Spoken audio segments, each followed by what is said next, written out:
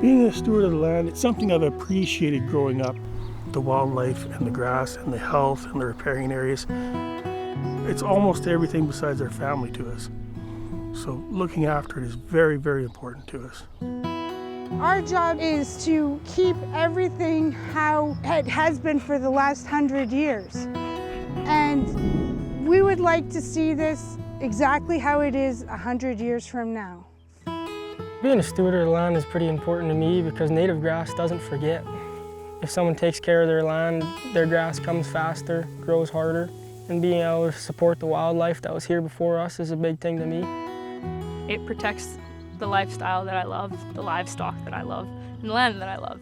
It all means a lot, and it all works together in harmony in a really cool way that you don't see in a lot of places. Our ranch is right on top of the Milk River Ridge, large tracts of native grass.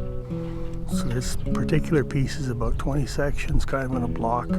There's only about 1,500 acres that's ever been broke. So it's a pretty cool place. My name is Robert Taylor. My wife Audrey and I ranch west of Warner. We have 4 wonderful kids. Typical day on the ranch, you get up, walk outside, appreciate how beautiful the ranch is, and get to work.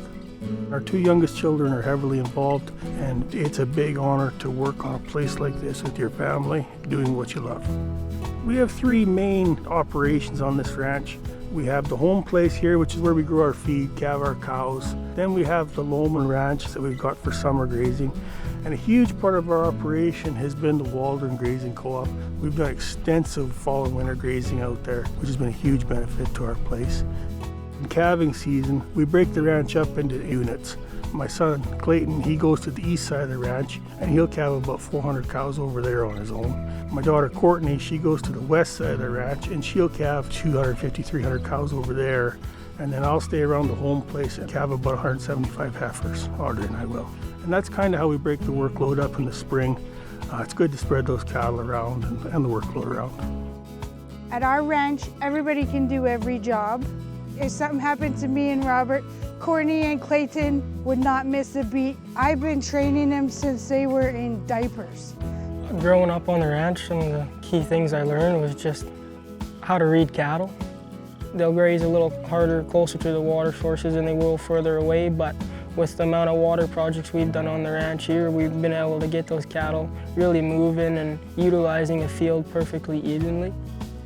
On pasture like this, it's healthier when it's grazed correctly, and the cattle are healthier on the pasture. When you have healthy cattle and healthy range, well, then you have a healthy rancher. And so when you have healthy family ranches, then you get a healthy community, and then all the little stores and the restaurants stay open. And it's really interesting that something as remote as this can be such a bigger part of a community.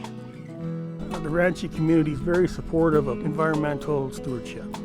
Working with Ducks Unlimited Canada, Alberta Conservation Association, Multi-SAR, all them, they've been large benefits, either in funding, in wildlife management, restoring wetlands. They've just been positive all the way around for us. Our policy here on this ranch is we take 50% of the grass, leave 50% of the grass. Then that way it catches all the snow and the rain. It's sustainable. If you look after the grass, then you have wildlife, the cows do good. It's all a big circle, the circle of life.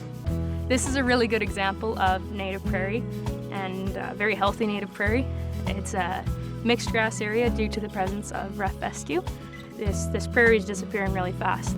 A disappearing lifestyle and a disappearing type of land, and this is literally a living conservation effort. And so it's really cool to be a part of it. It seems to be a dying breed, this native grass. Everybody wants to farm it, but I'd rather ride the range than sit in a tractor myself.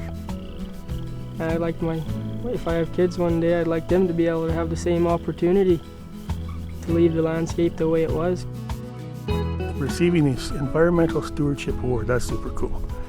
Yeah, I know there's a lot of people that I've known that have got it, and that's a big honor. We're really glad to be recognized from the Alberta Beef Producers for all the hard work that we put in, and we just love being here.